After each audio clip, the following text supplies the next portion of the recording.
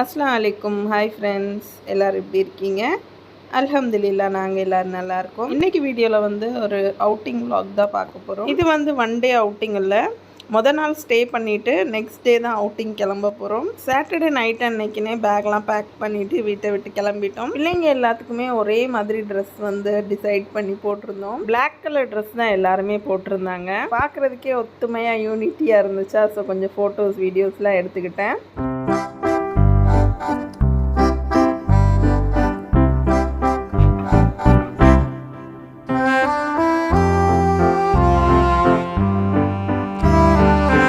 நான் தங்கச்சி பிள்ளைங்க எல்லாருமே ஹஸ்பண்ட் ஃப்ரெண்டோட காரில் முன்னாடி போயிட்டோம். ஸோ அவங்க வந்து பின்னாடி வண்டியில் வந்துடுறேன்னு சொல்லியிருக்காங்க. ஸோ எங்கே போகிறோன்னு பார்த்தீங்கன்னா பம்பு ஃப்ளாட்டுக்கு தான் போயிட்டுருக்கோம். பம்பு ஃப்ளாட்டை பற்றி ஏற்கனவே சொல்லியிருந்திருப்பேன் வீடியோஸில். ஸோ அது வந்து ஒரு தனி தீவு. அந்த தீவுக்கு வந்து ரோடு வழியாகவுமே போகலாம். ஆனால் ரோடு வழியாக போனோம்னா 1 மணி நேரத்துக்கு மேலே ஆகும். இங்கே சாட்டம்ங்கிற இடத்துல இருந்து போட் பிடிச்சிட்டு போனோம்னா 10-15 நிமிஷத்துலேயே ரீச் பண்ணிடலாம். இங்கேருந்து வெஹிக்கிள் ஃபேரி போட்லேருந்து தான் போகணும். பேசஞ்சர் போட்டுமே இருக்குது. ஆனால் இப்போ வண்டியோடு சேர்த்து அங்கே போகணும்னு சொல்கிறனால இதில் தான் போக போகிறோம். இந்த லைன் ஃபுல்லாக வண்டி நிற்கிறது எல்லாமே போட்டில் ஏற்றிட்டு போகிறதுக்காக தான் வெயிட் பண்ணிகிட்டு இருக்காங்க. ஸோ நாங்களுமே டிக்கெட்டெல்லாம் வாங்கிட்டு போட்டில் வந்து ஏற போயிட்டோம். நாங்கள் எல்லாருமே ஏறிட்டோம். வெஹிக்கிள்ஸ் வந்து நிறையா இருந்தனால ஹஸ்பண்டோட ஃப்ரெண்டோட காரும் ஏற்ற முடியலை. இந்த போட்டில் வந்து நாங்கள் அண்ணன் அப்புறம் தங்கச்சி ஹஸ்பண்ட் வந்து இதில் ஏறிட்டோம். அண்ணனும் தங்கச்சி ஹஸ்பண்ட் வந்து 2 வீலர்னால ஏற்றிட்டாங்க. காருக்கு வந்து இடம் பத்தாதனால அதை வந்து வெயிட் பண்ண வச்சுட்டாங்க. ஹஸ்பண்டுமே லேட்டாக வந்தனால அவங்களுமே 2வது போட்டில் தான் வர மாதிரி இருந்தது. நாங்களுமே போட்டில் ஏறிட்டு மேலே போய் உட்காரலான்னு சொல்லிட்டு மேலே போய் பார்த்தோன்னே எல்லாருமே ஃபுல்லாக இருந்தது. ஸோ திருப்பியுமே கீழே வந்து நின்றுட்டோம்.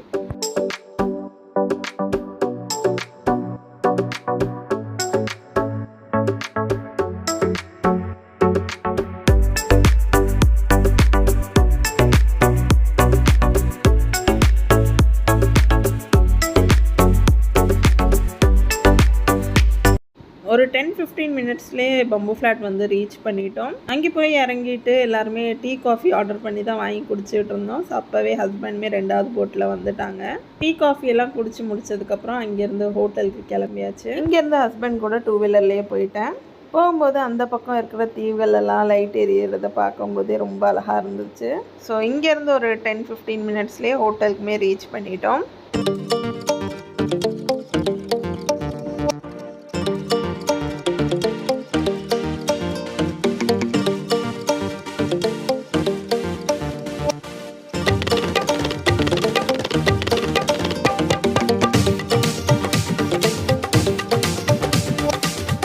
ஹோட்டல் போய் ரீச் பண்ணுறதுக்கே ஒரு 9 மணிக்கிட்ட ஆயிடுச்சு.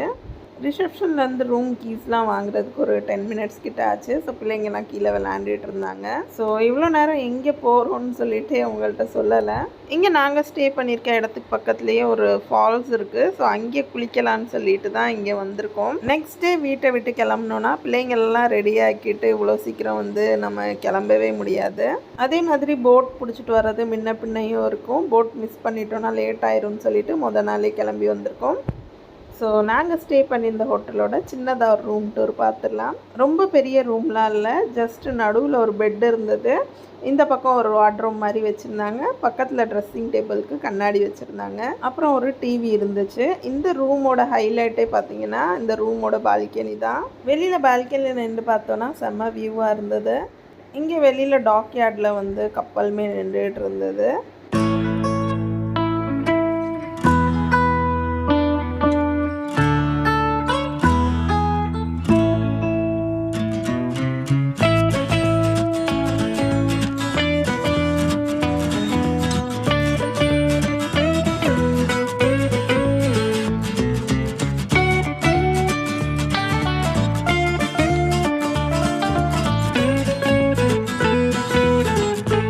நாங்கள் வந்து ஃபஸ்ட் ஃப்ளோரில் இருந்தோம். நாங்கள் போகிறதுக்கு முன்னாடியே எங்கள் நாத்தனா பொண்ணோட வீட்டு ஃபேமிலியும் வந்திருந்தாங்க.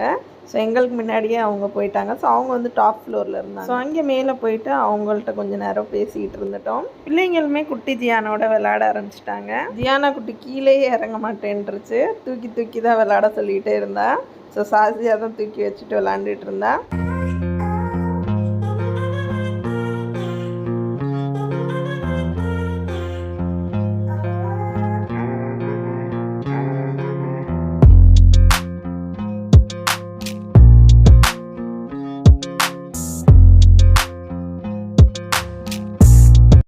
கொஞ்ச நேரத்தில் டின்னருமே ரெடி ஆயிடுச்சுன்னு சொல்லிட்டு கீழே கூப்பிட்டுட்டாங்க. நைட்டு டின்னருமே ஹோட்டல்லே வந்து ஆர்டர் தான் பண்ணியிருந்தோம். டின்னரில் என்னெல்லாம் இருந்துச்சுன்னு பார்த்தீங்கன்னா, white rice, chicken gravy, paneer masala, அப்பளம், அப்புறம் சலாட். சப்பாத்தியுமே சொல்லியிருந்தாங்க. ஸோ அது வந்து இன்னும் ரெடி பண்ணிக்கிட்டு இருக்காங்க. ஸோ இருக்கிறத வச்சு பிள்ளைங்களுக்கு வந்து போட்டு கொடுத்துடலான்னு சொல்லிட்டு பிள்ளைங்கள்லாம் வந்து சாப்பிட ஆரம்பிச்சிட்டாங்க. பிள்ளைங்களுக்கு போட்டு கொடுத்துட்டு அவங்க கூட நானுமே சேர்ந்து சாப்பிட்டுட்டேன். நல்லா சாப்பிட்டு முடிச்சுட்டு கடைசியாக 7 அப்போட டின்னரை முடிச்சாச்சு.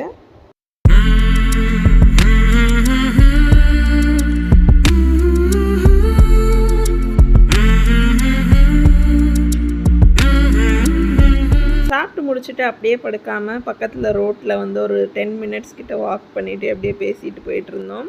ரொம்ப நைட் ஆகிட்டனால ரோடு ஃபுல்லாகவே இருட்டாக தான் இருந்தது. 1-2 ஸ்ட்ரீட் லைட் மட்டும்தான் எரிஞ்சிட்டு இருந்துச்சு.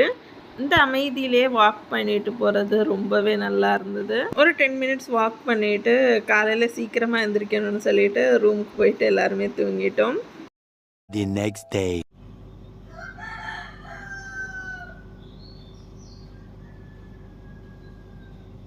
மார்னிங் ஒரு 5 மணிக்கே எல்லோரும் எழுந்திரிச்சு ரெடி ஆகிட்டு கிளம்பிட்டோம். ரெடி ஆகிட்டு எல்லோரும் கீழே வந்துட்டோம். இங்கே கீழே வந்து டீ, பிஸ்கெட், போண்டா எல்லாமே இருந்துச்சு. ஸோ டீ வந்து நான் குடிக்க மாட்டேன், குடிக்கிறவங்க குடித்தாங்க. நான் வந்து போண்டா மட்டும் சாப்பிட்டேன். எல்லாத்தையும் ரெடி ஆக்கி கிளப்பி கூட்டிகிட்டு போகிறதுக்கே ஒரு 6 மணிக்கு மேலே ஆயிடுச்சு.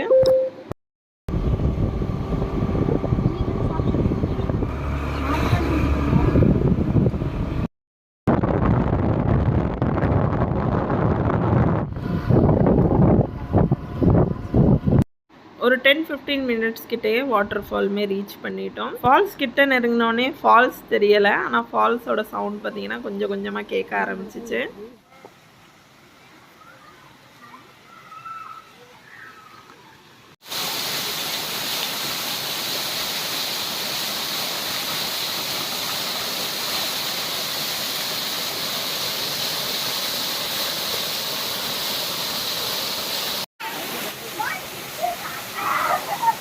ஃபால்ஸ் பார்க்குறதுக்கே அவ்வளோ அழகாக இருந்தது. தண்ணியுமே பார்த்திங்கன்னா அவ்வளோ சில்லுன்னு இருந்துச்சு. உள்ளாக்க இறங்குறதுக்கே அவ்வளோ குளிராக இருந்துச்சு.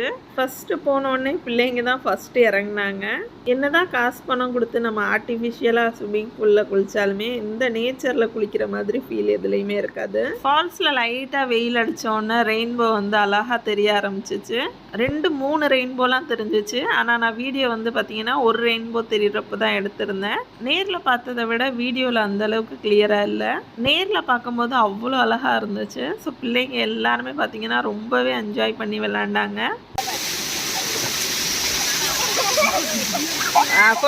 அலீசா, ஜெய்னப், இஃபா 3 பேருமே பார்த்திங்கன்னா கல்லை வச்சு இந்த மாதிரி குழி மாதிரி செஞ்சு வச்சுருந்தாங்க. ஸோ அதை வந்து வீடியோ எடுக்க சொல்லிகிட்டு இருந்தாங்க.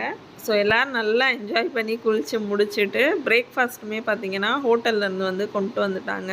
காலையில் பிரேக்ஃபாஸ்ட்டுக்கு என்ன இருந்துச்சுன்னு பார்த்தீங்கன்னா பூரி, சட்பட்டி, உருளைக்கிழங்கு குருமா, அப்புறம் வந்து முட்டை கிரேவி வச்சுருந்தாங்க. பிரேக்ஃபாஸ்ட்லாம் தட்டில் வாங்கிட்டு அங்கேயே பெரிய பெரிய கல் வந்து போட்டு வச்சுருந்தாங்க. ஸோ அங்கேயே உட்காந்து பிரேக்ஃபாஸ்ட்டுமே சாப்பிட்டுட்டோம். ட்ரெஸ் வந்து பார்த்திங்கன்னா சேஞ்ச் பண்ணல, அப்படியே வந்து உட்காந்து சாப்பிட்டுட்டோம். போடுற வெயிலுக்கே எல்லாமே காஞ்சிருச்சு. ரூமுக்கு போயிட்டு ரெஃப்ரெஷ் ஆகிட்டு அங்கே போய் ட்ரெஸ் மாற்றிக்கலான்னு அங்கேருந்து கிளம்பியாச்சு. போகும்போதே அந்த பக்கம் இருக்கிற தீவில் நல்லா மழை பெஞ்சிக்கிட்டு இருந்தது. நல்லாவே தெரிஞ்சுது இங்கேருந்து. கொஞ்ச நேரத்தில் இந்த பக்கமே லைட்டாக மழை தூரிட்டு அப்படியே நின்றுச்சு. இங்கேருந்து அப்படியே ரூமுக்கு போயிட்டு அங்கே கொஞ்சம் நேரம் வந்து அப்படியே ரெஸ்ட் எடுத்தாச்சு. அப்புறம் கொஞ்சம் நேரத்துலேயே ரெடி ஆகிட்டு ரூம்மே வெக்கேட் பண்ணிவிட்டு அங்கேருந்து கிளம்பிட்டோம். இப்போ இங்கேருந்து எங்கே போக போகிறோன்னு பார்த்தீங்கன்னா பக்கத்துலேயே வந்து மவுண்ட் ஹாரியட்னு சொல்லிட்டு ஒரு இடம் இருக்குது. அந்தமானில் இருக்கிறதுலையே எல்லாத்தோட உயரமான இடம் அதுதான். இந்த இடத்துக்கு முதல் வாட்டி நான் 10th படிக்கும்போது ஒரு வாட்டி வந்திருந்தேன். ஸோ இப்போ தான் 2வது வாட்டி இவ்வளோ வருஷம் சென்று போயிட்டுருக்கேன். கிட்டத்தட்ட நான் போய் 12 வருஷம் கிட்ட ஆயிடுச்சு. இங்கே போகிற வழியிலேயே கூடார மாதிரி ஒரு இடம் வந்து போட்டிருக்காங்க இல்லையா. ஸோ இந்த இடத்துலேருந்து பார்க்கும்போது நார்த் பே நல்லாவே தெரியும்.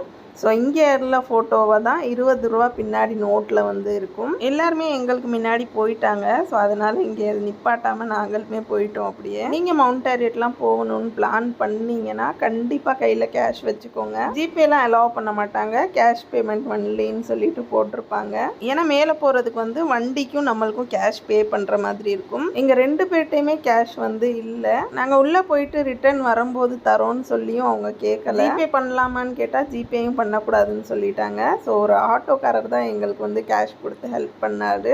ஸோ அவருக்கு ஜிபே பண்ணலான்னு பார்த்தா ஜிபேயுமே பார்த்தீங்கன்னா அங்கே நெட்வொர்க்கே இல்லை. அப்புறம் ஆட்டோக்காரர் வந்து மேலே தான் போயிருந்தார். ஸோ அங்கே போயிட்டு ஆட்டோக்காரருக்கு காசு வாங்கி நாங்கள் பேமெண்ட் பண்ணியிருந்தோம். இங்கே பேமெண்ட் பண்ணுற இடத்துல ரிட்டன் வரும்போது தரேன்னு சொல்கிறதுக்கே அவங்க ஏற்றுக்கிற மாட்டேன்ட்டாங்க. ஆனால் ஆட்டோக்காரருக்கு நாங்கள் யாருன்னே தெரியாமல் எங்களுக்கு ஹெல்ப் பண்ணார். ஸோ இந்த இடத்துல ஆட்டோக்காரரோட நல்ல மனசுக்கு வந்து நான் தேங்க்ஸ் பண்ணிக்கிறேன்.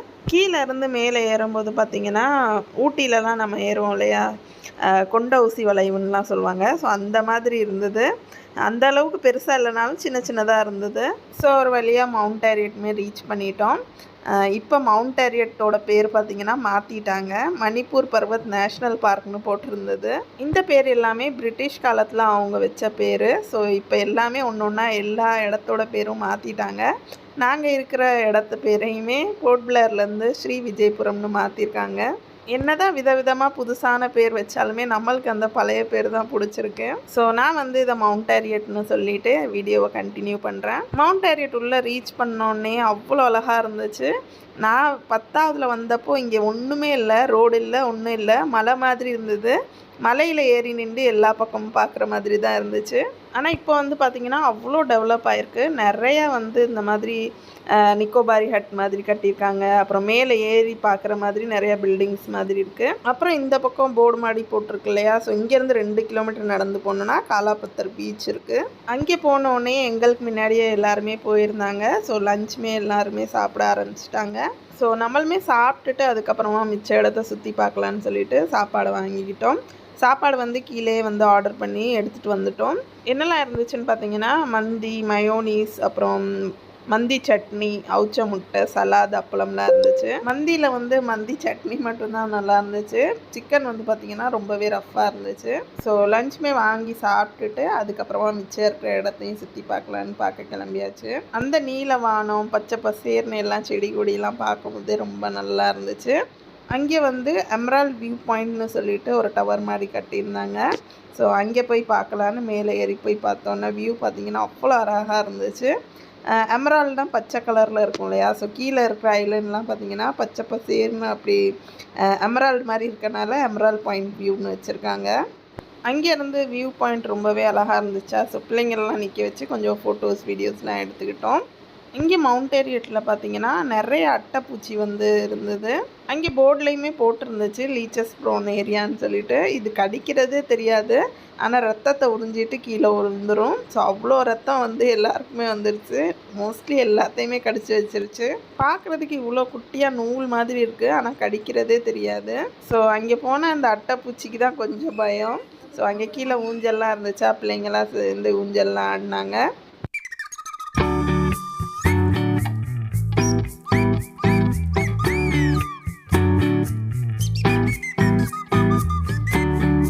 ஸோ கொஞ்ச நேரம் ஊஞ்சல்லாம் ஆடிட்டு அங்கே உட்காந்து ரெஸ்ட் எடுத்துகிட்டு அதுக்கப்புறமா அங்கேருந்து கிளம்பிட்டோம்.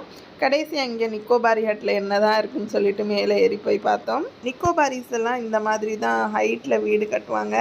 ஏன்னா பாம்பு, பூச்சி, பட்டை அந்த மாதிரி எதுவும் வந்துடக்கூடாதுன்னு சொல்லிட்டு படி ஏறி இந்த மாதிரி குடிசை வீடு மாதிரி கட்டுவாங்க போல். ஸோ அங்கே மேலே ஏறிட்டு எல்லாம் சுற்றி பார்த்துட்டு அங்கேருந்துமே கிளம்பியாச்சு.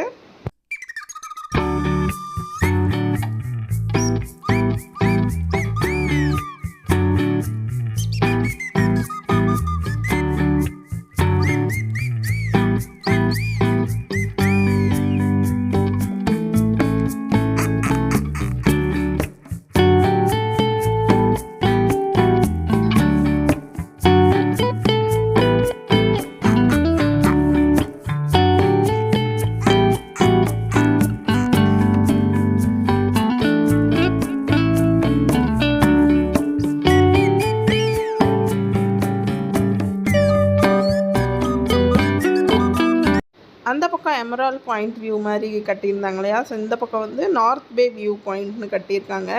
இங்கேருந்து பார்க்கும்போது நார்த் பே ரொம்பவே நல்லா தெரிஞ்சிச்சு.